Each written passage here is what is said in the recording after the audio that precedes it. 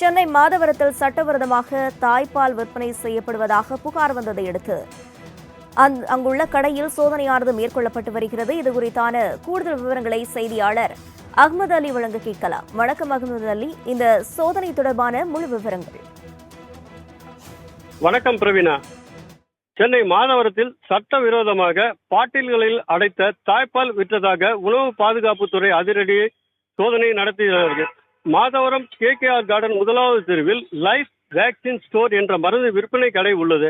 இதனை KKR garden பகுதியை சேர்ந்த செம்பியன் முத்து என்பவர் நடத்தி வருகிறார். இங்கு தாய்ப்பால் பாட்டில்களில் அடைத்து விற்பதாக உணவு பாதுகாப்பு துறையினருக்கு ரகசிய தகவல் வந்ததின் பேரில் சம்பவ இடத்திற்கு விரைந்து வந்த உணவு பாதுகாப்புத்துறை அதிகாரிகள் போஸ் மற்றும் கஸ்தூரி ஆகியோர்கள் சோதனை செய்த போது குளிர்சாதன பெட்டியில் வைக்கப்பட்டிருந்த சுமார் 200க்கும் மேற்பட்ட பாட்டில்களில் தாய்ப்பால் இருந்தது கண்டுபிடிக்கப்பட்டது.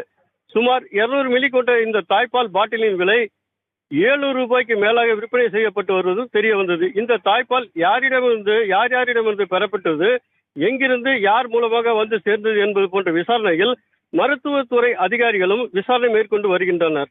இதன் பின்னர் முழுமையான தகவல் கிடைக்கும் என எதிர்பார்க்கப்படுகிறது. சட்டவிரோதமாக மாதவரம் பகுதியில் தாய்ப்பால் விற்ற சம்பவம் அப்பகுதியில் பெரும் பரபரப்பை ஏற்படுத்தியுள்ளது. பிரவீனா,